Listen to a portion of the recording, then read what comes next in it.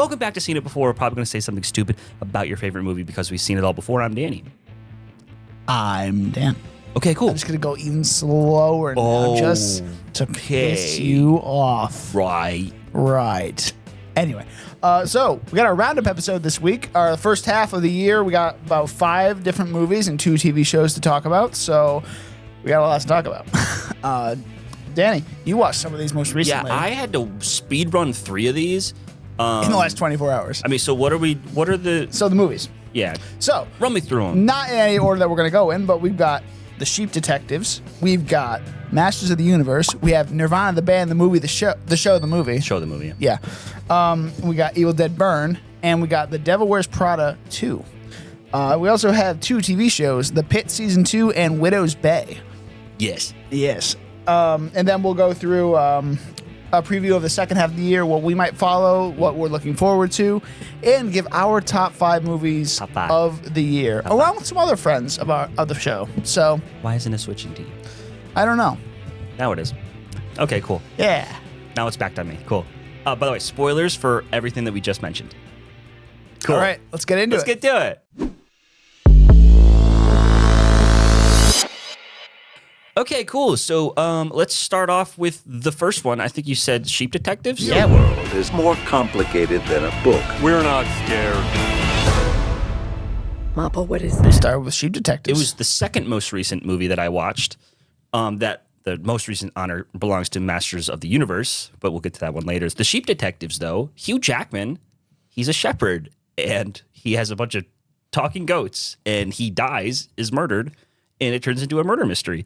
And the sheep solve it. Written by Craig Mazin, of all people.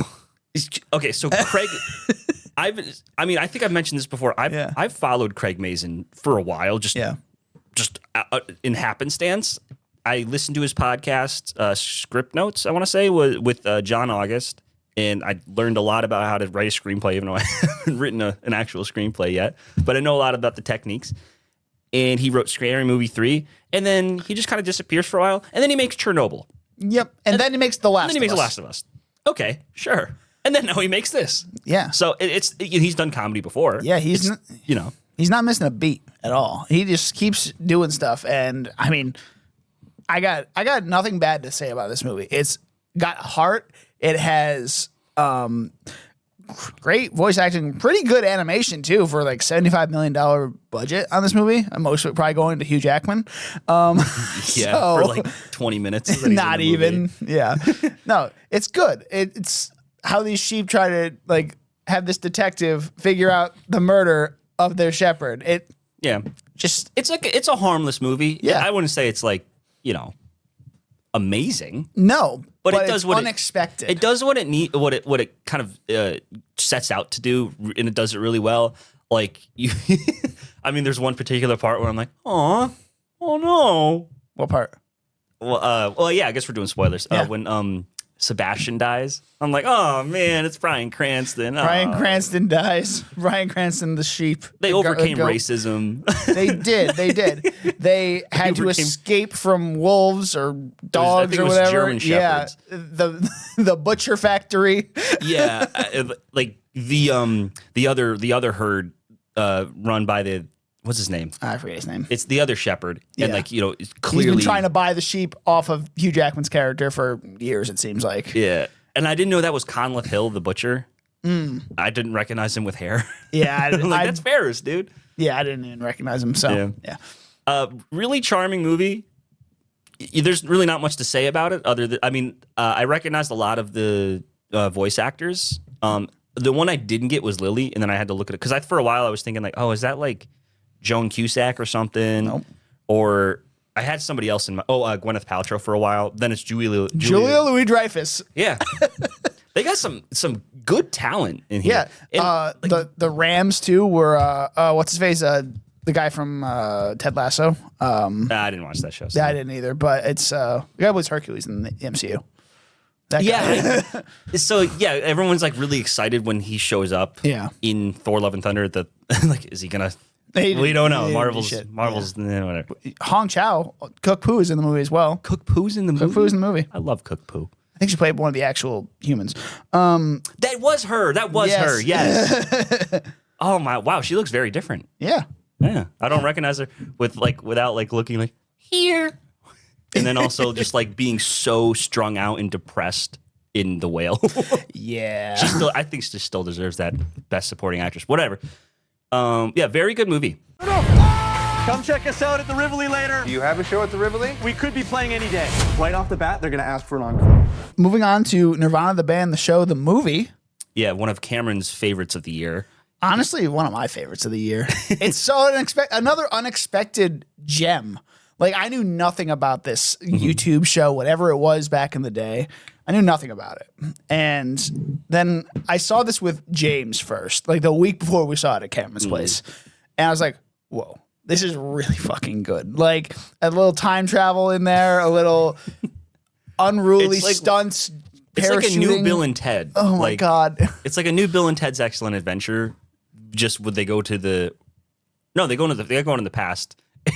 and what year is it that they go? 2008, I think. Okay, and they find out that it's 2008 because they go into the movie theater and there's a bunch of like they say some sort of slur and it's a fine. And they're like, oh no. Yeah. And then their time machine is he just fucking makes it out of the RV. And he pours in Orbits, which is like this Orbits is the fuel for the Back to the Future type thing they got going on. I just love how it's just so zany and out there, and it's just like the sketch show because the whole sketch show is all about they're in a band called Nirvana, the band, Yep, with two N's. Technically 3 in Nirvana, but yeah. Oh right, yeah. Anyway, didn't think about that. Anyway, and they're just trying to get the show. To get a gig booked at the oh my God, what's it called? Cameron's gonna hate us. It's not the Troubadour, is it? No, it's something door. Oh my God! Wow, we are totally prepared. We're off our game. We're totally on this prepared. One. Rivoli. The Rivoli. How did I forget that? I don't know. It's kind of hard to. It's kind of hard to forget that, but it's fine. So yeah, they're just trying to get their show. They've been trying for 15 years at this point to get the show at the Rivoli, and then Matt coming up with all these schemes. It's like I got it. I finally got it, and it's such a funny little thing, and they're just like, what if we just made a whole movie on this? Yeah, and this is one of those rare times where this could have just been like a couple episodes on the sketch, I think. Like it was kind of like how Blue Mountain State did like a movie. Oh years the Rise of Fadland. Yeah, like that, and like that material wasn't good enough for a movie. I don't think this material was where you could smash it all together and into 4. It's basically 4 episodes, but it's not like The Mandalorian where it's just like you see the cuts. You can see that. Yeah, this one really flowed really well. Yeah, and it's just like what did they just time travel? And it's just like they find out they need each other at the end, that kind of stuff, and it kind of works out really well. Romance, yeah. It's good. There's the whole when I watched it was with everybody crammed into Cameron's apartment. Place, yeah. I showed up maybe 10 minutes late. Yeah, you're 10, 15 minutes late. I missed a few of the beginning jokes, but I think you missed the jump. Did you miss the jump, or did you come in right on the jump? I missed the jump. Okay, so I remember the thing. I remember they were they had just gotten into a fight about the wind or whatever. Yeah, because they're trying to jump off the fucking CN Tower into the Rogers Center, which is just ridiculous. But I don't know anything about Canadian CN. buildings. Yeah, I mean that's the CN Tower's the big tower. That's the Toronto Blue Jays Stadium. That's how I know it's the Rogers Center. Okay. But yeah, I remember being actually really surprised and impressed on how they did the special effects for this because when they run into their younger selves, it's old footage. It's old footage. How did they do that? Because it's a very specific scene and material of how they're doing this. How do they do that? It's crazy. Stunt doubles, man. Stunt doubles and just really good blocking and direction. I think that's the best thing. And I think Matt Johnson directed it, I think, as well. I mean, I'll have to see the original. I think he's directing the Tony movie as well, the Anthony Bourdain biopic. Oh, that looks pretty good. I think that's him. I don't know. That's with the Holdovers kid, too. Yeah. He looks Dominic Sessa. Yeah. Yeah.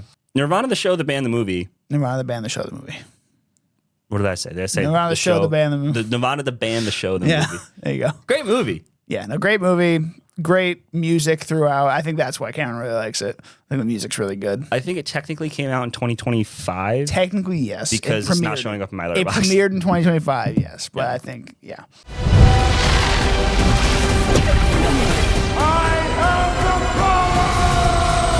Masters of the Universe. Yeah, I had a double feature of that one guy. Did you watch them both last night? Both this morning. Oh, you didn't watch Shoot Detectives last night? Well, I started it. Yeah. I was too tired. Yeah, fair enough. Fair. But yeah, so I started it. I think Hugh Jackman just died, and then I finished it this morning. So I got like a double feature of what's his name, Nicholas Galitzine. Yeah. Because I'm like, oh. Yep. Because I was going. I didn't tell you. I purposely didn't tell you that because I was like, you're gonna get He-Man twice in a row. And so he's kind of having a moment, I guess. He is. Yeah. So Masters of the Universe, though. Okay. It's okay. Jared Leto's the best part of the movie. What do you mean? I mean, I guess if I had to pick, yeah, sure. Yeah. It's more Thor than Guardians of the Galaxy. It's so Thor. Yeah. Even Idris Elba's there. Uh-huh. It is like when I'm watching, I'm like, this even looks like Asgard. Like, like with the giant, like when they're escaping, it looks like the giant Rainbow Bridge thing. It's very Thor. Yeah. So, but it makes me wonder though, did Thor steal from Masters of the Universe? Because I know Masters came out in the 80s, yeah. Like the show and everything. When did Asgard in the comics have that look to it? I don't know. Because I don't know. Yeah. Yeah. I'm not much who's much stealing of an expert. from who here. Right. Yeah, because it's so even in the but Masters steals a lot from Thor, from Guardians. There was another property in there that I'm like, oh, this is so that. Like I always got Masters of the Universe confused with Flash Gordon. Oh, like I always got those two mixed up. I don't know. It just feels like it just feels like it's the same thing to me. Sure, why not? But yeah, I kind of liked how he was away for 15 years, I think, from Eternia. Yeah. Yeah. I don't know anything about Masters of the Universe. I watched a couple episodes as a kid. That's about it. The only thing I know about it is that Kevin Smith tried to do like a reboot series thing, animated, and everyone hated it because I guess the girl what's her name? Tila. Tila. Right? Tila?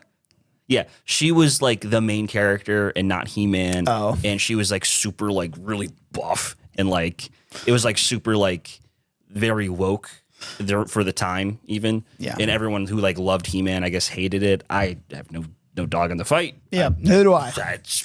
Nope. I don't care enough about the property. That's the thing. I don't think most people cared enough about this property because it didn't make money. I mean, and I hate to say it, it's a really awkwardly. It's a very dad movie. It's a very dad movie, very awkwardly like directed. I think Travis Knight directed it. He did Bumblebee, didn't he? Bumblebee was good. I didn't watch Bumblebee, so I don't know.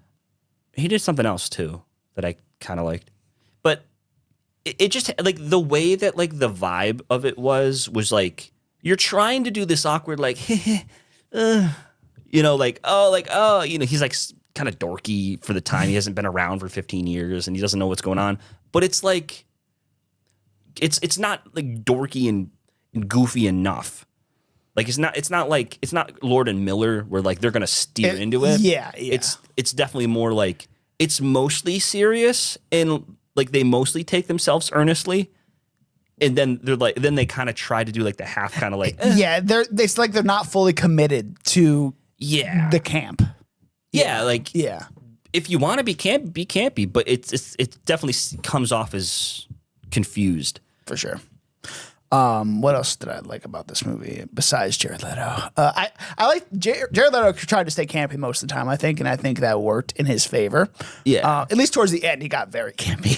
I'm a villain. Yada, that whole thing. Yeah, sure. It's like okay, but during that final fight, they cut away from the He-Man Skeletor fight a lot, and it was like all the other side fights that really happened, like Idris Elba and the robot and Tila and Alison Brie's character.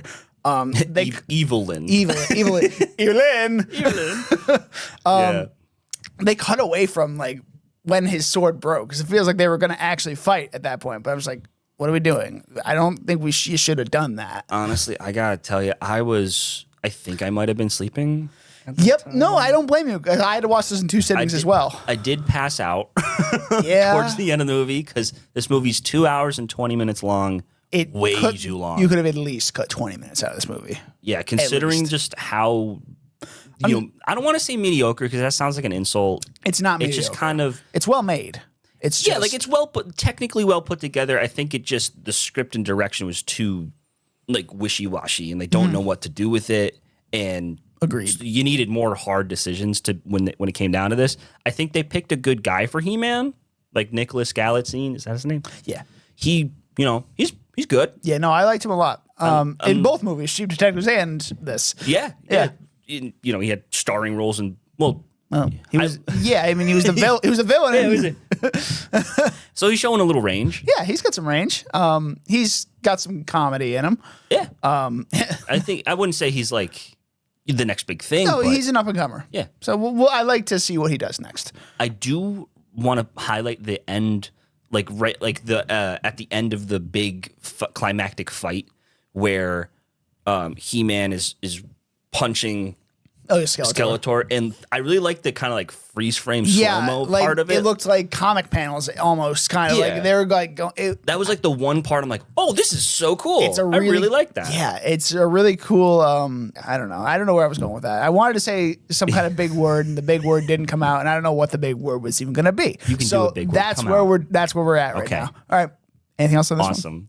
Well, then all that goodwill gets taken out. Yeah. When there's like this really fucking weird epilogue scene where they're all hanging out on the bridge and the robot is like, oh, I like this, but it's a little too revealing.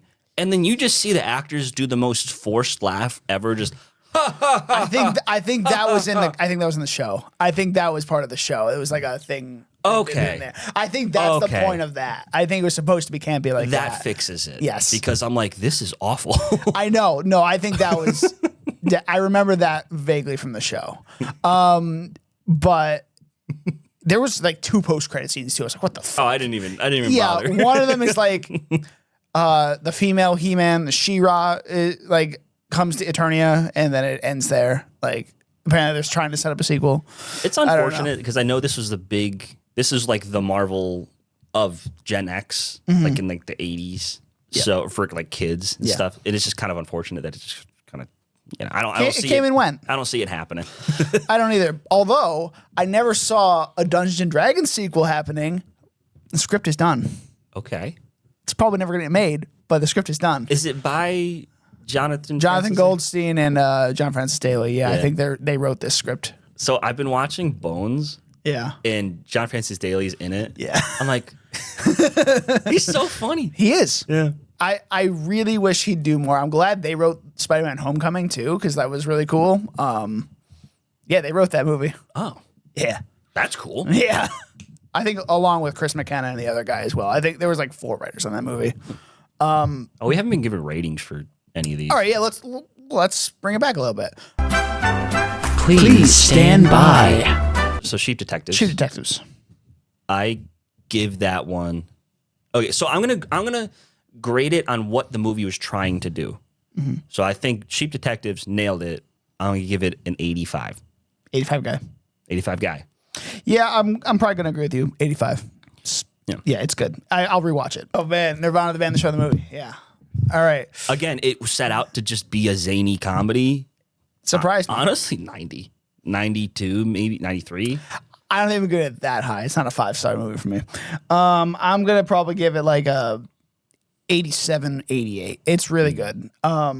It might make my top 5. Ooh, okay. And Masters of the Universe. 70.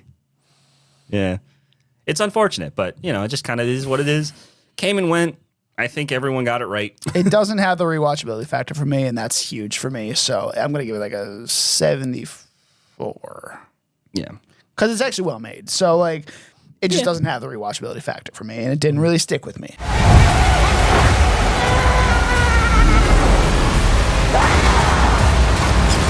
Speaking of things that stick with me, Evil Dead Burn. Oh, yeah. Here we go. I loved this movie. I thought it was, obviously not like an amazing movie, but like it did everything that I loved in Evil Dead Rise, and it amped it up. They even brought back what's her face from Evil Dead Rise. Yeah, so because that was my big criticism of that last movie. Like you have these kind of bookend scenes that don't really mean anything, and now you kind of made it make more sense. You know, it's still like an interlude kind of thing between the actual story, but you made it more of an impetus. So I just really liked it. It was like it did, because my favorite Evil Dead movie is the Evil Dead remake in 2013, because just for how like everyone loves the Evil Dead 2 horror comedy, and then Army of Darkness, which is pretty much just comedy. Everyone loves that. I love the straight up horror of it. You know, so when bringing it in for a new generation here in 2013. Yeah. What's his face? The guy who did Romulus directed it. Fede Alvarez. Fede Alvarez. Yeah. That's the first movie I saw from him, and I'm like, so I need to see Don't Breathe. I want to see Romulus. So great. That was a great movie. Just for the gore factor, and like it actually unsettled me.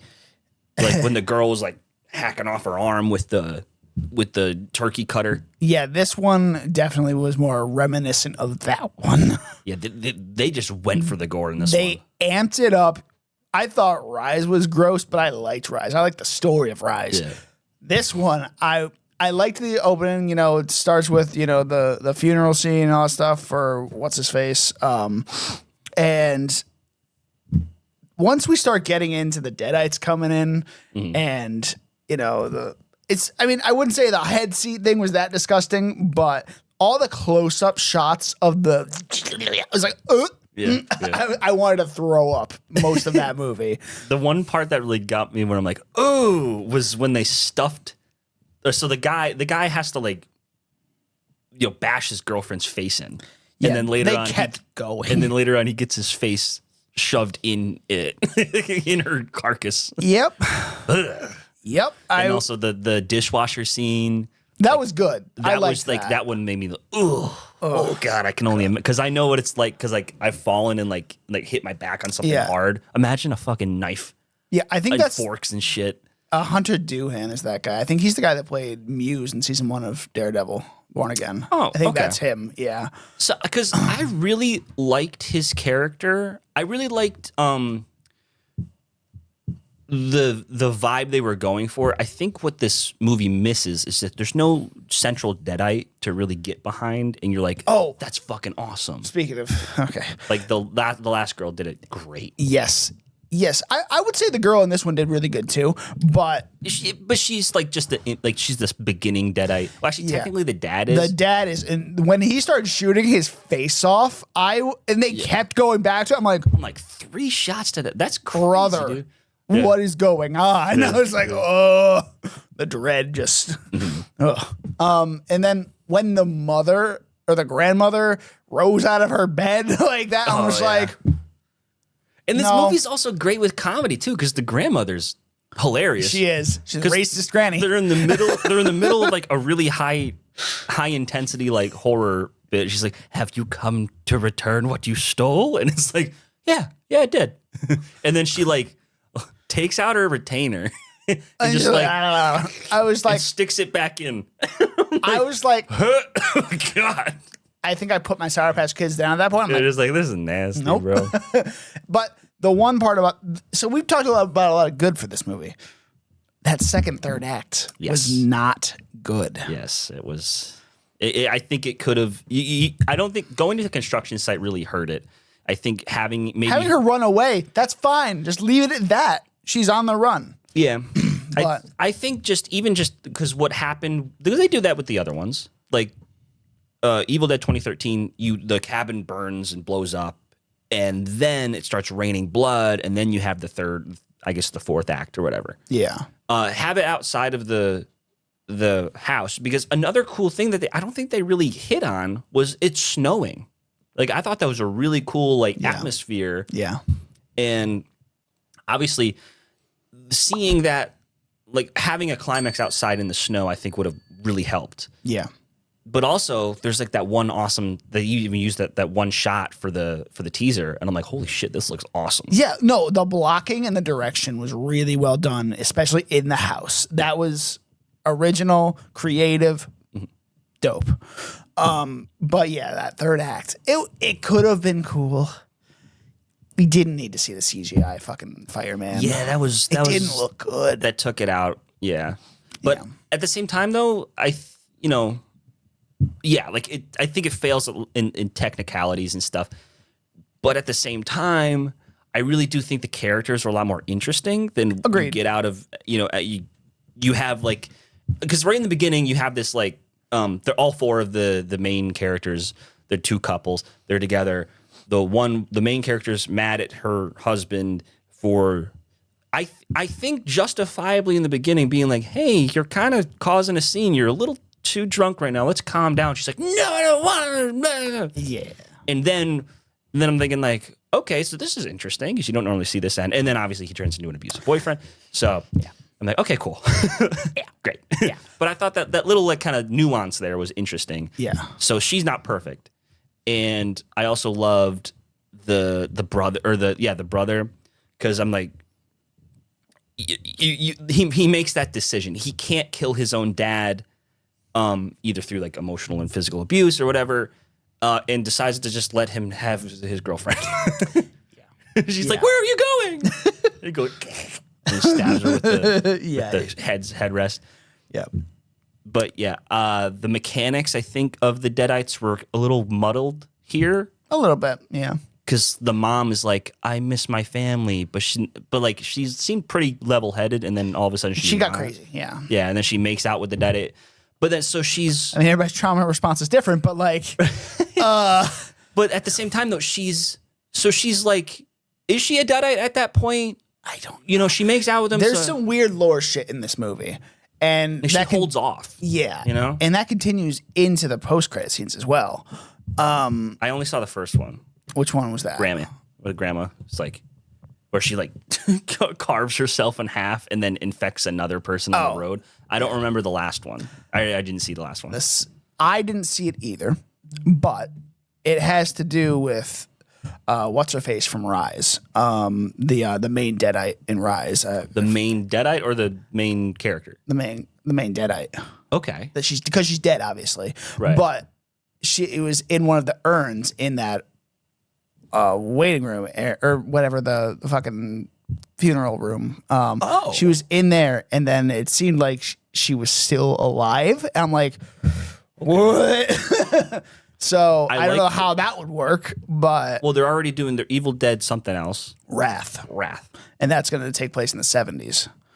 Okay. So it's going to be before everything. So then they're going to...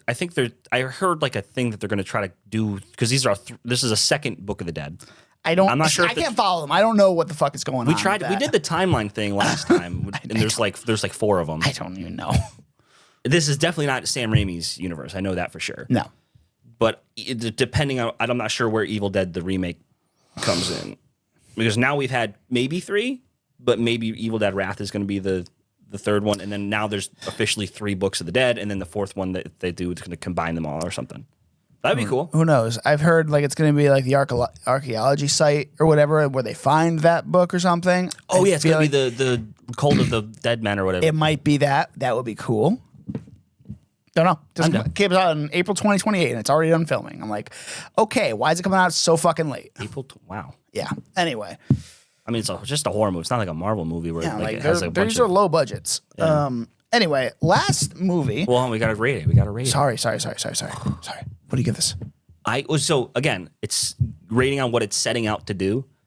I'm going to give it an 80. I think it pretty much hits those heights. Yeah. No, that's a good rating. Damn, you took my number. I think you're honestly took my number again. Because it is, I just don't think it's as rewatchable, so I'm going to give it a little lower. I'm going to give it a 75. You got a weaker stomach than me. Bro, I usually don't, and that's the thing. Like, this one was just fucking gross.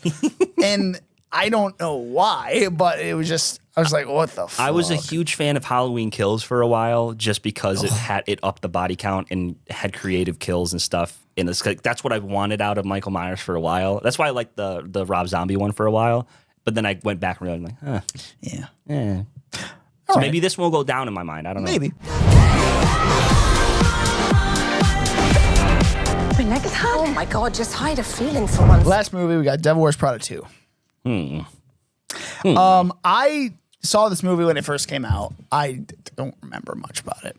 Me neither. I saw it last night or 2 nights ago. Yeah. Emily Blunt, I remember her being really good in this movie. I know there's that big fashion show at the end in Italy. And then Lady Gaga's there. Lady Gaga's there. Okay. I don't know why this series follows Anne Hathaway. Here I go on my Anne Hathaway tirade again. Why her character's not interesting enough to follow. Emily Blunt's character is actually interesting in this one, and I don't know why. Maybe it's just kind of like Emily Blunt, but it's hard not to. It is hard not to. And what's her face? Meryl Streep. She's fine. She's, So you have your Anne Hathaway thing. I have my Meryl Streep thing. Yeah, but she was all right. She was all right in this. I really yeah, no, she actually showed some character development in this one. Like, I actually liked her development. Anne Hathaway was the same exact person. And Emily Blunt had good character development. Anne Hathaway was the same exact person. Yeah. She's like a journalist. I like the beginning with the journalist thing where, like, it's like, oh, all these journalists are losing their jobs. So I was like, uh-oh. Yeah, that's accurate. I'm just glad I'm not editorial.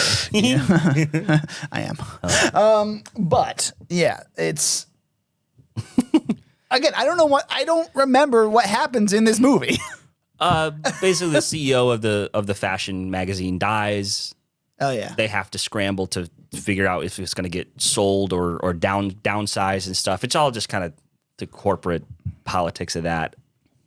It's not. We're not the audience for this one, so no. I watched it with my parents because they wanted to see it. So I was like my mom is specifically the audience for this. Yeah, maybe. And we watched the first one blasted with Megan, like, and I still don't remember anything about that movie. I really don't remember the plot. The first one, I just know that Miranda Priestley's a bitch, but also she means well, I guess. I think it's just Anne Hathaway trying to get into the business because she wanted to be a fashion writer. I think that was the entire first one.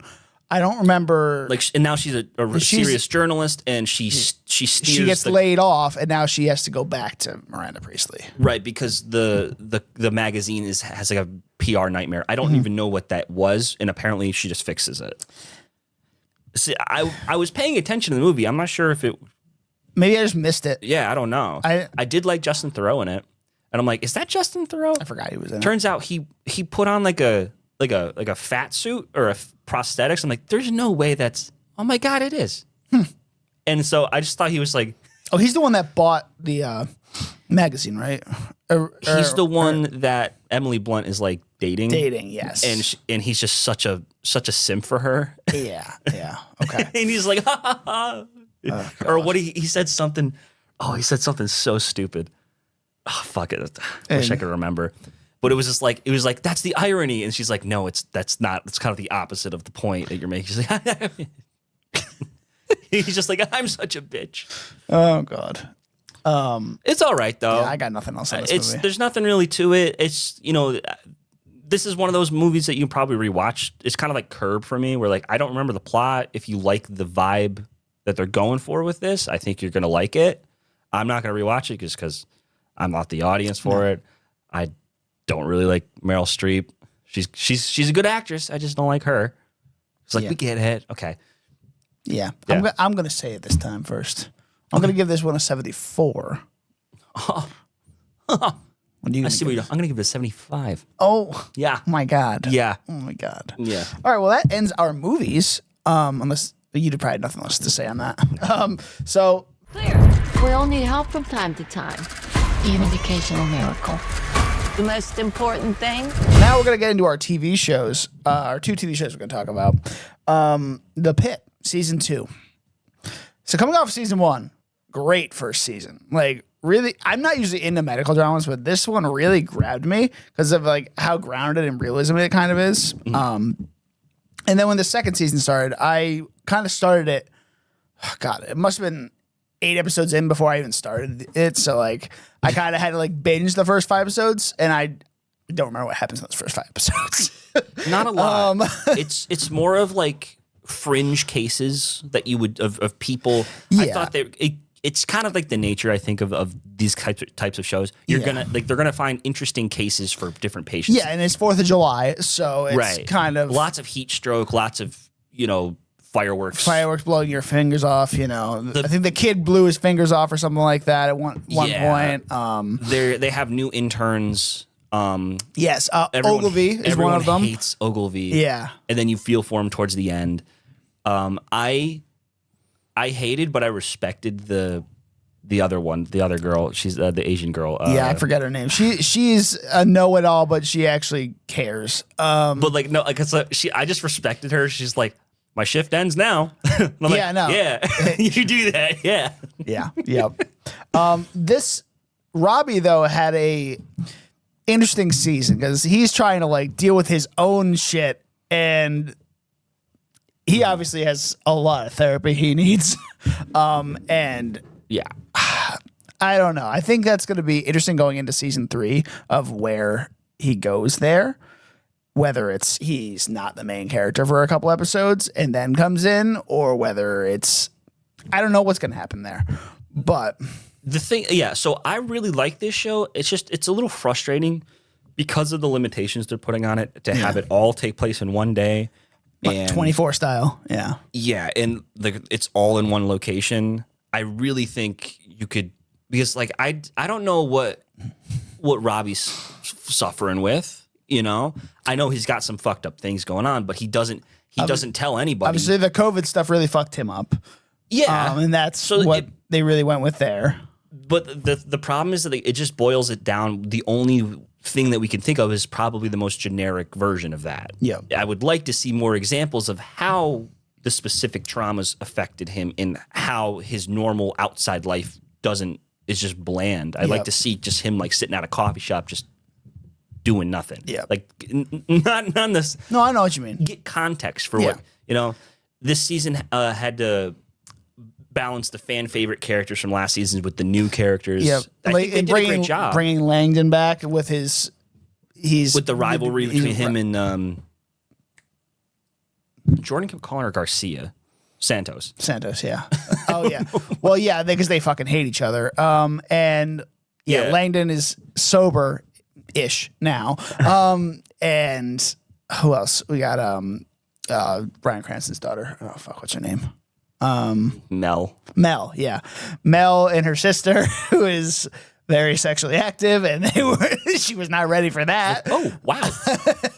It's again the nature of the show, because it has to all take place in the ER. Like, I wanted to see the deposition. I wanted to see the outside stuff with this. I wanted to see more of McKay. She's just not really around. Yeah, she kind of took a backseat this season, which is fine. It's fine, but and then the last season, Collins. Yep. She's gone. She had a really compelling story with the miscarriage and everything. And I'm like, where are we going to go with that? And her and Robbie, and it's gone. Yeah. Dana, the charge nurse, she's really good too. I like her. I love her. Baby Jane Doe. Javati, she kind of took a backseat this season too.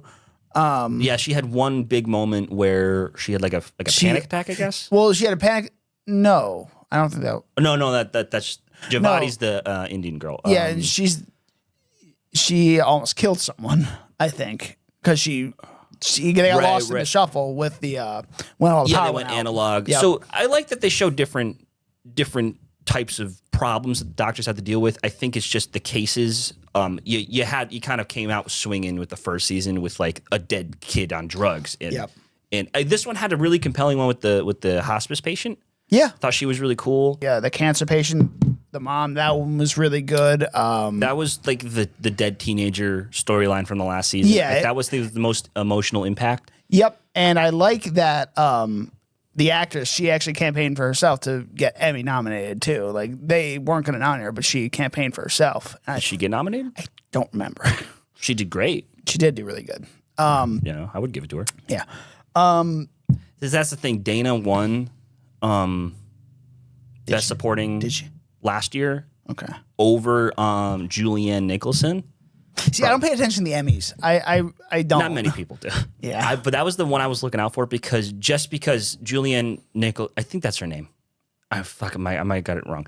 But she's the girl from Paradise. And her episode with her son. you were talking about that. Dude. Yeah.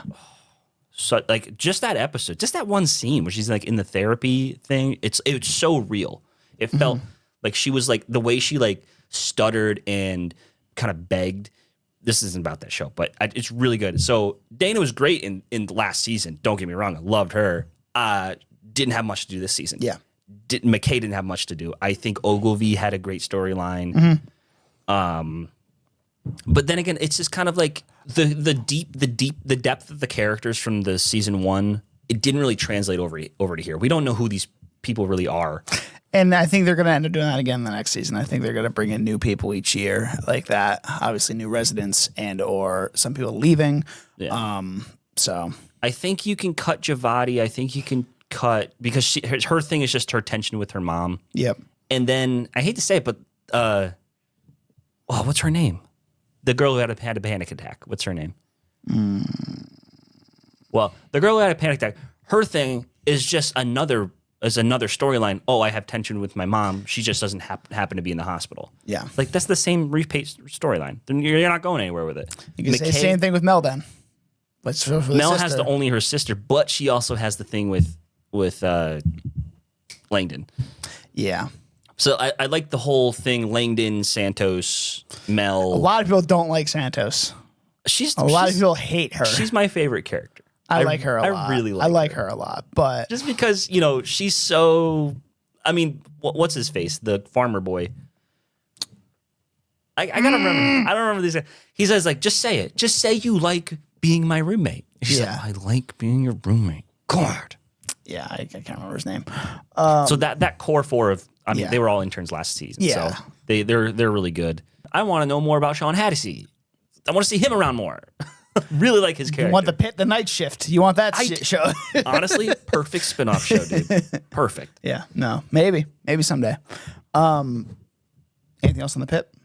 No, I think that's it. I think this season definitely a step down from the first season. Like the deaf girl. Yeah, that's what I was trying to get to with the different cases. I literally thought my TV broke for a second because it shows it from her perspective. Yeah, and I'm thinking, so she's going to be a really major character, and it's kind of just like yeah, okay, but yeah, step down from the first season, but I think it's still must watch TV. I think it was really good, so I'm going to give it 79.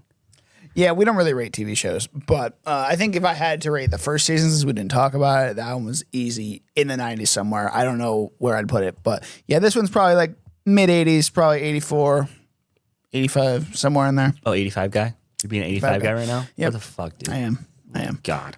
But the thing is, I don't rewatch TV a lot unless it's like a comedy. It's like a cartoon or something like that, or like a Family Guy, a SpongeBob, a American Dad. Very rarely I'll rewatch an entire serialized narrative. Like I've seen Stranger Lost. Things I have rewatched, but I've rewatched Stranger Things like this the last season to The prepare for the new Boys, season. The Boys as well. I did that with, but like it's very few and far between that I will do that with. I think I've done that with Game of Thrones, The Lost. I've done that with Lost. The Lost.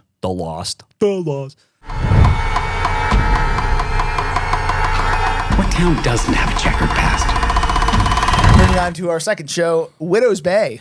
I'm going to let you lead this one because You saw it a while ago. I did. Yeah. I thought it was pretty good. We both agree on the best episode. That's for sure. I think it definitely peaked with episode 4.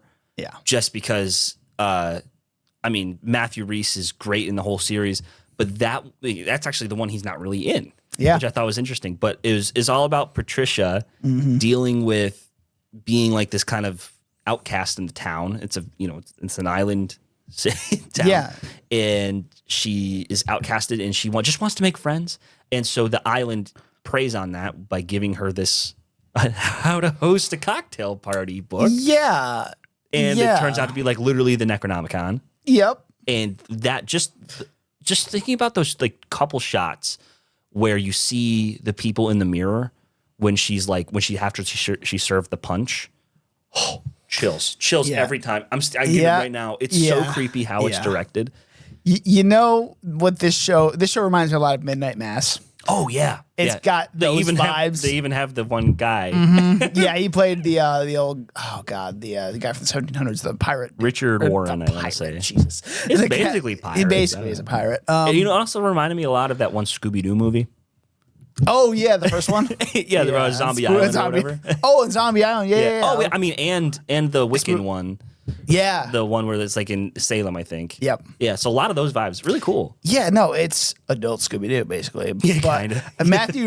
Matthew Rhys. He got nominated for Best Actor for this, and then Best Supporting Actor for The Beast in Me. Like, man's having a moment. I don't know what he was doing, if he was getting recognized during the Americans, but I do remember hearing that like a lot of people really liked his performance, and like I'm glad that he's getting recognized because he sold me. He sold me as like this neurotic like guy, and I've seen a little bit of the Americans, so he and literally his character needs to go undercover and be in disguise a lot. Yeah. So he has to play like 3 different types of characters in that one show. It's like Tatiana Maslany and Orphan Black. Yes. So he's really good. I do think the show lost its steam a little bit after, I want to say, episode 6. Because then it turns from like a murder or like a mystery of like these horror mysteries. Like, oh, this is really creepy. You have all these kind of like folk tales and urban legends that are kind of part of the town. Yeah. And then they find out the reason for all of this. Because I literally like that flashback episode. Then they're like, okay, we're going to handle this. And it's handled. And then all like the stuff still happens. But it becomes less about we're going to die from these supernatural things and more of, oh, nobody can leave the island or else they're going to die. Yeah. I didn't find that the most compelling part of the series. So, yeah. I can agree with that. I like the whole thing with his son too. His son wanted to just go to a Red Sox game or something like that, and Yeah, it's a little simple thing. just, hey, we can finally go. Nope, sorry, buddy. Sorry about that, dude. Yeah. And like the whole thing about that house or whatever, like you can't go into that one house or you'll die or never be seen again too. Whose house was that again? Was that anyone's house? Are you talking about like with the basement? Yeah, his kid, when he tries to sneak into that house with his friends. I don't remember that. Oh. Huh. I do He know gets that. caught by the cops. Yeah, that must have been. I forget when that was in the show. Yeah, I don't know. Well, I mean, obviously the last episode, and also it wraps up really confusingly and way too quick, and I don't know what's going on here. And they got a second season, so I'm like, Oh, okay. I'm just like, Yeah, because I'd like to know what was the evil on the island. Why these did it attract these supernatural things? Like, did it attract that clown serial killer? Did it attract the lady who sat on your face and killed you? oh my god, yeah. The fog, because I really like the fog because I that's like the a fog, straight too. up. That's the mist. It's a straight up homage to the fog, the movie with John Carpenter. Yeah. So I'm interested to see what they do if they continue like the case by case basis. But like I don't think they will. I feel like they're gonna have just like an overarching season long thing for season 2. I don't think they can go back to like the case by case thing because the show's a little too big now for that. Maybe. yeah, it just turned into something different than what I really was bought into. You know, because I like the case by case thing, but yeah, you're right. It's something different now, and you can't really do that. So if I mean, they could turn into like Supernatural, I guess, if they want to, but yeah, but they beat the curse. Yeah, maybe, yeah. Because, well, it's my understanding that the guy Unless they go to a different point in time, maybe, and it's not going to be Matthew Rhys, and it's like a different point in time on the island. They do. That would be cool. That could be interesting. That would be interesting. I don't know how they do it.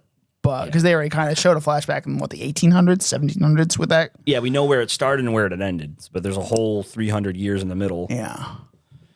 So I would like to see kind of how these urban legends They happen. went through the whole entire fucking, all those people too in that one episode. Like, okay, so so-and-so had a kid. So-and-so is inbred. That whole thing. I was like, oh my God. Yeah, I was I'm like, I know her as Patty from My Name is Earl. I'm like, Patty, just get on with it. Yeah. So I'm very interested to see if we see any of those characters. So maybe it does need a rewatch if they do a different time period.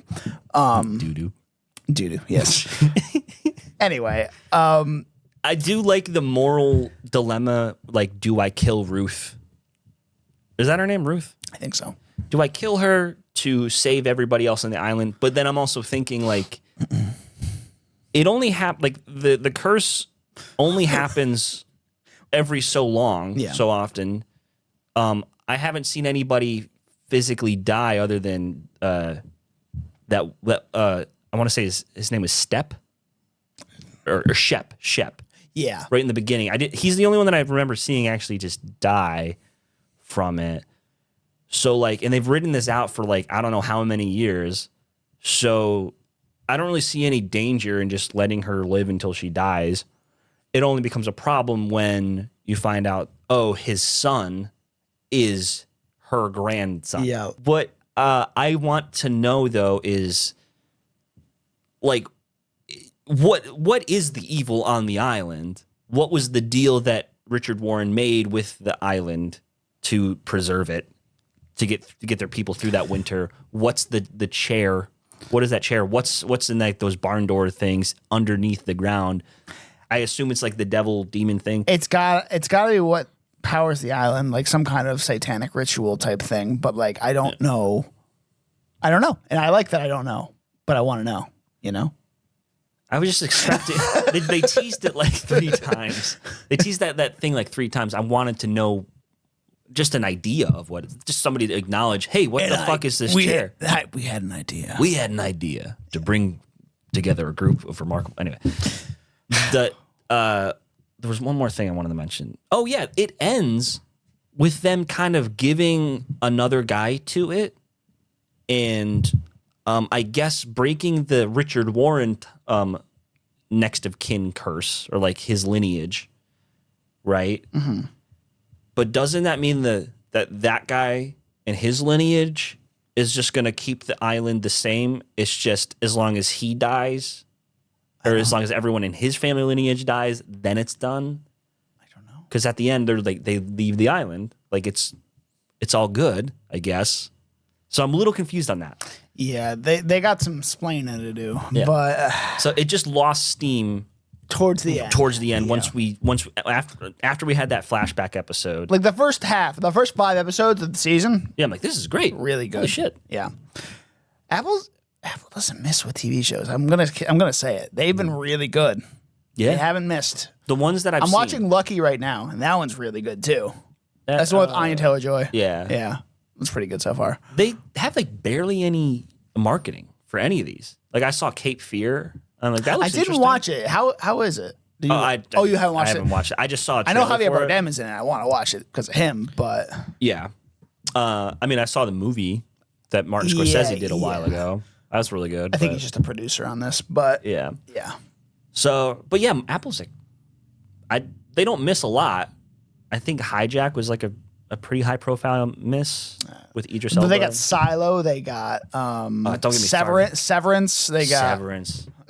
Silo is pissing me off. All right. Anyway, let's not get down that rabbit hole. Yeah. What do you give Widow's Bay? Unless you have anything else. I don't have anything else. Widow's Bay for the first season. If it just stopped at episode 5, I'd give it like a 95. Because it was so good. But yeah, those last episodes really kind of like, okay, left me with, so I'll give it like an 78. I'm giving it a straight up 90. I really liked this show, and I binged it, and it was definitely binge worthy because I wait till every single episode was out, and I just watched it all the way through, and it was great. Yeah, I did it like over 2 days, I think. Yeah, no, I think I. Did I stay home sick that one day? I think I just called out sick or something like that, and I just watched it. But yeah, the preview for the second half of the year. Preview for the second half of the year. So obviously, Spider-Man is first. Yeah, Spider-Man. Super excited to see that. It's our next episode. Yeah, I took off the day from work to see Spider-Man, so we're doing it, bro. Fucking love Spider-Man. So going through IMDb, one night only. That looks interesting. I keep seeing all the marketing for it. I know you don't think it. No, I mean, it looks like a rom-com to me. It's a rom-com. I don't know. It's just like it's an interesting way to do a rom-com. Yeah, the only thing that's like really snagging at me is just like you have to really suspend your disbelief. Like nobody can have sex ever. Yeah. How do you police weird. that? Yeah, it's weird. It's really weird. Yeah. But although both of those main characters look absolutely beautiful. Like they're beautiful human beings, dude. Callum Turner's up for James Bond too, so I think he could pull it off. Dude. yeah. And who's the other one? Monica Barbaro. Yeah. End of Oak Street. I'm excited for that one too. Okay, cool. Glad for you. I don't know. I picked it for my. I'm excited. You should see it just a few times, just to kind of boost the box office for me. No, I can't do that. Are we doing buy sell for this? Yeah, Like, do you buy? Do you sell? All right, I buy Spider-Man. Obviously, I'm gonna sell the one night only thing. What are the dog stars? Sell. I'm very interested in the dog stars, especially because it's only an hour 40. It looks like a generic post-apocalypse, gonna be forgotten. It's tomorrow. Ridley Scott. I mean, It's Ridley Scott. yeah, I know he's kind of missed a little lately, but like, little? shut up. He hasn't had a good movie. All right, well, also since The Martian. All right, also coming out the same day is Idiots, and that looks hilarious. Oh, who is it? Dave Franco and O'Shea Jackson Jr. kidnap Mason Thames. Yes. Oh yeah. I want to see that. That It's on looks the awesome. same day, and also the same day is that Buddy movie, the Barney fucking horror movie. Oh yeah, it's by the guy who did Too Many Cooks. Yeah. So Yeah, that and looks- Coyote Versace also comes out that day. What the fuck? Yeah. And Legend of the White Dragon, the last one from the guy who played Tommy in Power Rangers, the last movie from him. Oh yeah. I think I want to see Coyote Versace. I do want to see that. Yeah. Just because the other one is like Looney Tunes blow up the world or some shit. You know, I want to see it just to screw over Warner Brothers. So, Yeah. Wait, they don't own that one? nope. They sold that, and Ketchup Entertainment bought it, so they're distributing it. Nice. Yeah. Cool. Anyway, September 4th, Onslaught.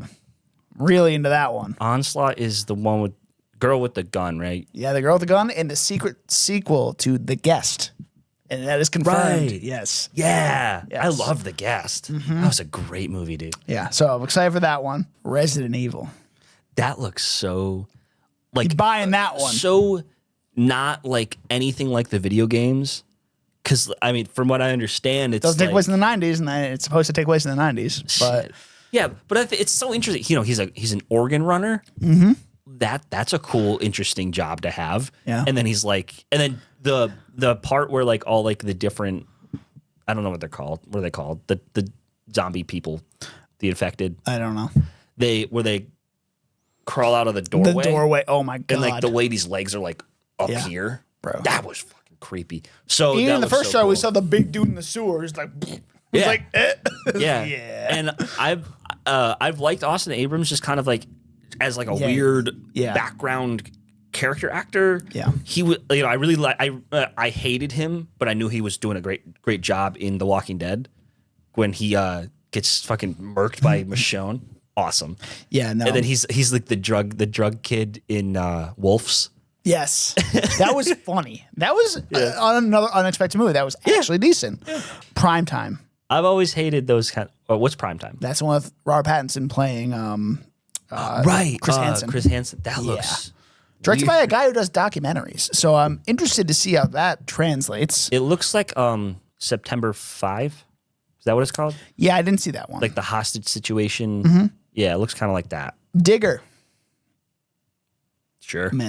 I'm in. It looks a little. Cameron is right about this. It does look a little desaturated and kind of gray. So I'm like, I hope they kind of fix that. But I mean that. It's Alejandro Iñárritu. yeah, there's the Revenant. He's an interesting filmmaker. I don't know. The movie's just not giving me like. What's giving you pause on it? I don't know. I just when I look at it, I'm just kind of like, ugh. Okay. I can't really put my finger on it. I just kind of feel gross watching it. Okay. The preview that dropped with The Odyssey, Other Mommy. That looks. I mean, that trailer looked good. The trailer looked good. I'm just like, what the fuck is going on? Why? But it's low budget, so it'll probably make money. I just hope it's not like a. What was the one with Sophie Thatcher? She did. Oh, Her Private Hell? No, it was Boogeyman, I think. Oh, yeah, the Boogeyman. It's the same director, I think. Yeah. It looked like so it looked like that kind of vibe. So Yeah, Rob Savage. Clayface. That trailer just dropped, that new trailer. I'm in. I'm so in. Dude, when he's trying to cut the thing in his eyes, it's like, oh Yeah. no. Oh no. yeah, it was like 127 hours. I can't wait. Oh my god, I can't wait. Godzilla -0. I'm so down. I'm so that ready. first one was Peak. awesome. Wild Horse 9. I'm into that, but I think it's going to be another Martin McDonagh. I love Martin McDonagh. He's going to throw it out there. It's going to get small previews or whatever. How to Rob a Bank. Yeah. I'm going to see it. I'm going to see that one. Hunger Games, Sunrise on the Reefing. I mean, I know you're in. That is my favorite book of the series.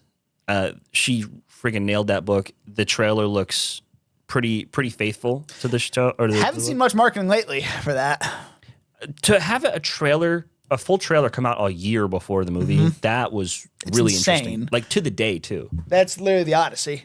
Yeah. So, I mean, also, I know how much these Hunger Games movies make because I worked at the movie theater when Catching Fire came out, and that book had a lot of great press.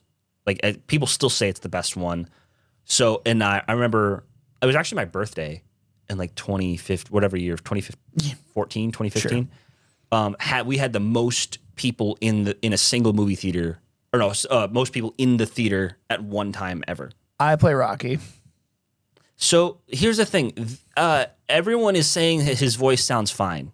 I think it sounds awful. I think it's so forced. Like, no, I play Rocky.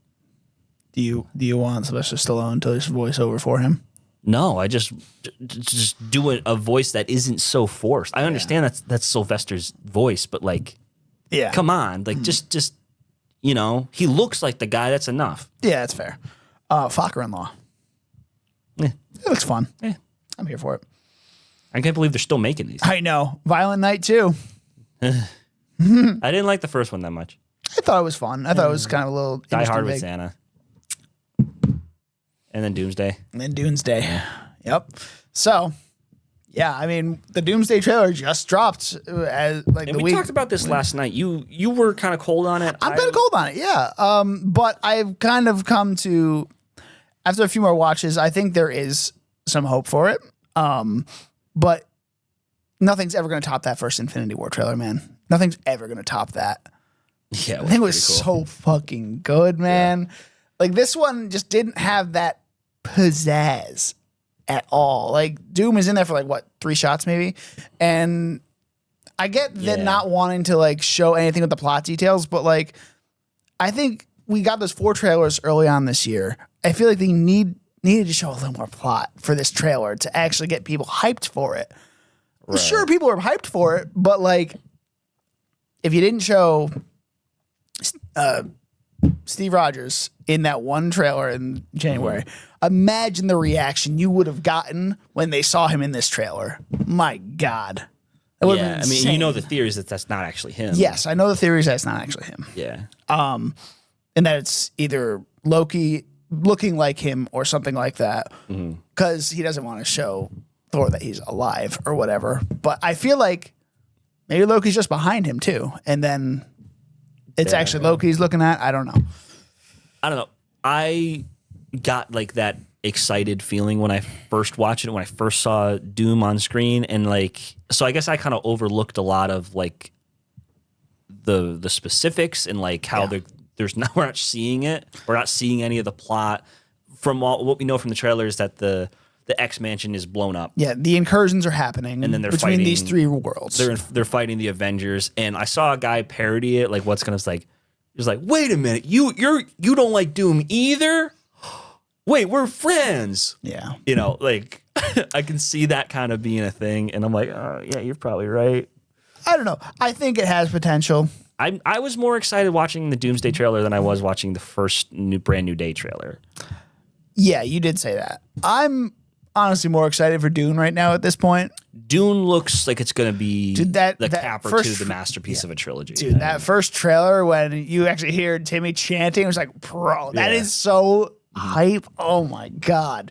Yeah. And you didn't get much plot there either, but like, it was just an actual hype trailer. Why wasn't this one like that? Well, the thing is, though, that was actually a really big criticism for the first Brand New Day trailer, because you didn't understand what was really going on in the Brand New Day. You're like, I just know that Spider-Man's back. I know he's going to fight Scorpion. I know he's going to fight the Hand. I know he's going to fight this random person. I don't know what any of it means. Punisher's involved somehow. Yeah. Yeah. With Dune, you know what's happening. You know that Paul has risen to the ranks of the Messiah. There's people plotting politically in the background. You know, him and Chani have this tension. You can see where the plot would kind of go without it spelling it out for you. Yes. And I guess it's the same thing with the Doomsday trailer. I don't really know what's going on there. I just know that there's a threat coming. They need to go fight it. And I know Spider-Man's like, there's this weird person who can jump to other people's consciousnesses, like Cypher in The Boys. Yeah. So interesting. I don't know what it's about, and I think he's going to be Man-Spider. I have seen that storyline in the animated series. It's always been my least favorite. Do you think they're actually going to do it, though? I don't think they're actually going to do it. I don't want him to physically turn into a spider. I don't think he will. I think that was stupid. I think Peter Parker might die at the end of this one. And then Miles the Venom symbiote that we saw at the end of No Way Home finally makes its way to him, resurrects him like you wanted from Batman vs. Superman with the black suit, and you get that in this movie just 100 times better. Okay. So that's what I'm hoping for, and that would be so fucking cool. They did do something like that in the Spider-Man 2 game, so... Yeah, so like it would be cool going into Secret Wars, because that's the next time we'll probably see Tom Holland's Spider-Man. Or Sam Raimi's Spider-Man. I feel like we might see Sam Raimi's Spider-Man in Doomsday, but... I would love to see that again. Yeah, and see him die in the first 5 minutes. I did hear that one guy's theory was that if we're going to start off in that universe, and then he's just going to try to save Mary Jane, and they're going to blow up and be like, oh, these are the stakes. That would be great stakes. It would be cool, but, it is what it is. All right, that's our preview for the second half. That is a lot of movies. A lot of movies. I like half of them. Yeah. Anyway. Top 5. Top 5. I think we just have time to do ours. I'm not going to get into other people's right now because we are running over an hour right now. So, do we want to each give our 5s? Go 5, 4, 3, 2, 1. All right. My number. Like worst to best, right? Worst to best, but also, I need to talk. I'll go first. I need to talk. My 5 and 6 are interchangeable because I'm not sure yet which one I want to be 5. So, right now, what I have at 6 is Nirvana, the band, the show, the movie. Okay. And number 5 is 28 Years Later, The Bone Temple.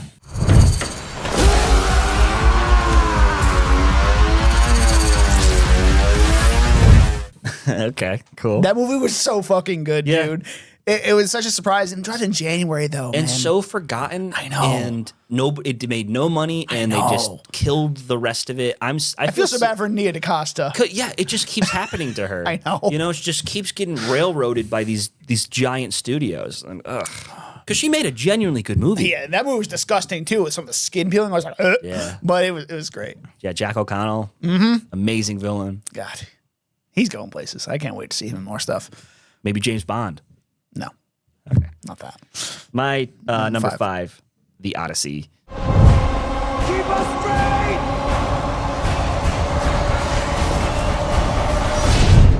Okay.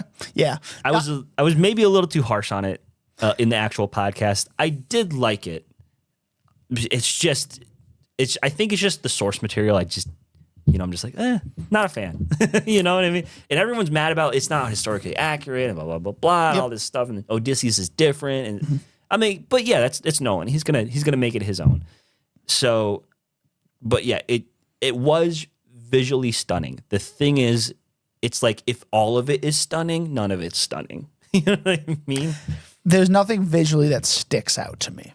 Yeah, and I'd almost prefer the flip floppy thing. I know I used to complain a lot about that, but like it's kind of like Dunkirk. Dunkirk didn't have anything that really stood out either. But yeah, because that didn't have a single fucking character. Oppenheimer, that had definitely some shit that stuck out, like the actual detonation of the nuclear bomb. That was so fucking cool. So also apparently, there's a whole bunch of people who didn't like the explosion and they said it looked lackluster. I thought it was great. I thought it was great in the theater, and maybe it looks not that impressive on the DVD, but or if you watch it on like a plane or something, like come on. Yeah. Which I guess is to Nolan's point about the Odyssey, where it's like you need to see it in IMAX. Yeah. My number 4, Hoppers. She seems to have become a Joan of Arc type rebel leader. Mabel, we do not use hopping technology to upset the animal world. Bro, Hoppers was so funny, and the one thing I think of every time. Yeah, it was so good. It's so fucking funny. And for an original Pixar movie, it didn't make money, obviously, because it's an original Pixar movie. But it deserved it. It deserves to make money. That's so fucking funny. Yeah, it was one of the last. And it had heart. Yeah. Yeah, it was like, I haven't seen a Pixar movie this good in Toy Story 3. Yeah. It's been a while. Yeah. And original probably even longer. Yeah, and I was so skeptical. I didn't watch it until like months after it came out, just because I was so burnt out. I'm like, And I watched it twice in a week, basically. Yeah. And it was still great on a rewatch. So like, great. It doesn't go the regular route of like evil town guy, and like John Hamm has an arc. Yeah. You know, and everything's cool, and it's not like. It's hard to explain it. Yeah. You just got to go watch it. It's really funny and really creative. It's like, it's not like Avatar. Yeah. Like what it is. What's your number 4? My number 4 is Hokum. Who's there? Hokum. Okay. Yeah, Hokum's in my top 10. It's the last one right now in my top 10. But what can I say? I really liked it. I just don't think the rewatchability factor there is for me on that one. It's Yeah, a it's a very one-time. simple It's a movie. one-time watch. Yeah. It's really good. It's well made. That's about it. The gunshot where Yeah. that was like when you figure out the backstory and you link it, you're like, oh Yeah. shit. Yeah. Yeah. And also that witch is fucking That witch creepy. is fucking. Oh my god, Yeah. bro! Witches are back. I think too lately. Yeah. Like I'm here for it. Yeah, isn't what Anne Rice's Mayfair Witches? That's a show. I don't know. There's a whole Anne Rice like universe going on right now. I don't know. There's like Vampire Lestat or whatever. I don't follow that. All right. I don't follow. Okay. I do not follow. Number 3, Obsession. I love you. I love you. I love you. Bro, Obsession's so good, man. Like, I just love all the theories around this movie and that nothing's confirmed, especially the cat theory, dude. I love the cat theory.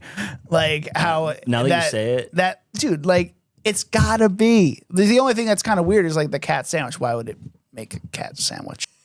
Yeah. It's the only weird part about it. I mean, think. but there is a lot of honoring the body of the cat. I guess, yeah. Like she puts it in a burial thing with the candles. Yeah, the around it. ritual thing is weird as fuck. Yeah. And then, I just love how he treats it kind of normal. He's like, you can't cook the cat, Nikki. Yep. You can't do that.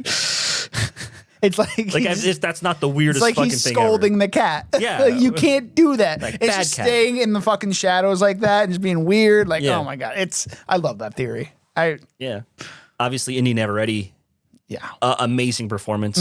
Curry Barker, amazing direction for $750,000. Just the Made Hollywood 400 success times story. its budget. Just that success is just. I'm so proud of that movie. Yeah.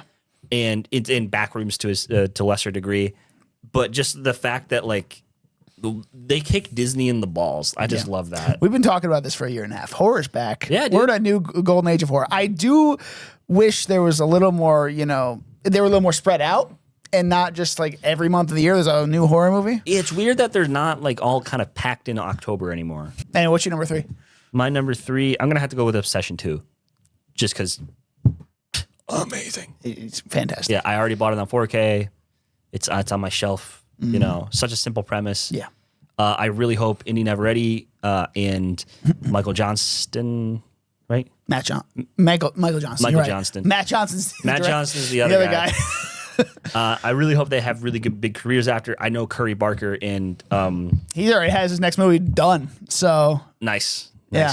And his friend, what's his name? oh fuck, Ian. They played Ian. Cooper Tomlinson. Cooper Tomlinson. They're all gonna do great. Yeah, I They're gonna agree. do great. Oh, and Megan Lawless, Yeah, Sarah. She's really good. I feel bad for Overall, her. and then Andy Richter's just there. Yeah, he's just there. He's man. just there, man. They got Andy Richter. Number 2, Disclosure Day.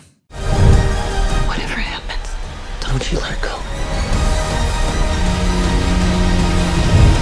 I Wow. I told you after I saw this, like that was up there with Project Hail Mary for me. Spoiler alert, number one's Project Hail Mary.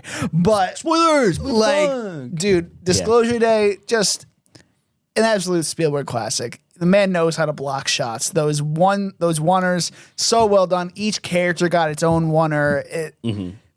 I think it's a big director's movie, along with hell of a performance from Emily Blunt. My God, she just. I really hope this movie gets its flowers at the end of the year. I think it's everything that Spielberg's ever done in one movie, and I can't help but feel like it's too earnestly done. Okay. And the subject material, I think specifically, is what conflicts with it, because they're doing this like super wondrous way of filming it, but also bringing in the skeptical nature of the modern world. And so, like, it's not like I don't think Spielberg has a place to do that anymore, because obviously, you know, he's doing the Spielberg shot. He does a close up on somebody's face looking at something amazing, and then we don't know it for a while. He's treating it with like a bunch of wonder, which I think it should, but it's just the way that the realism is done. It's too real, maybe. Where like because they're bringing in modern sensibilities with it. Yeah, and I think it's just too conflicting. You know what I mean? Because like, there's like literally like a war, like a World War III is on the brink in the movie. Yeah, no, that's a really weird secondary plot they got going on in the background. I think if they maybe kept that, they don't. I think they only had that in there because she's a weather lady and it's in a news station. Which I'm just like, we're not gonna get into the news the way that looks. Like, but, yeah, no, it looks so. We're not gonna get into that. That is not how it's done. That's not how a news. That's not how it looks. Or newsroom looks. Yeah. Anyway, but either bring. Although points for having the telexes, that was really cool. Yes. Either have like that World War III point be a bigger part of it, or don't have it at all. It was kind of like this weird middle ground. Yeah. Your number two. My number two, Bone Temple. Bone Temple. Great movie. Great movie. Great, man. What can I say? That Iron Maiden scene, fucking classic scene. No dude. one saw that coming, dude. Yeah. They're like, hey, damn. Buddy. We got a dog in the studio. Hey, bud. Hi, Paolo. And the got Hey, we got distracted by a dog. Yeah. Anyway, it's Apollo. I'm not sure if anyone can see him, but he's fine. Anyway, yeah, shake it off, buddy. Shake it off.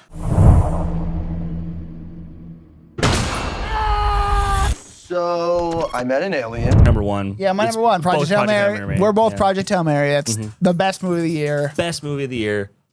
So far, I think Dune might be able to beat it.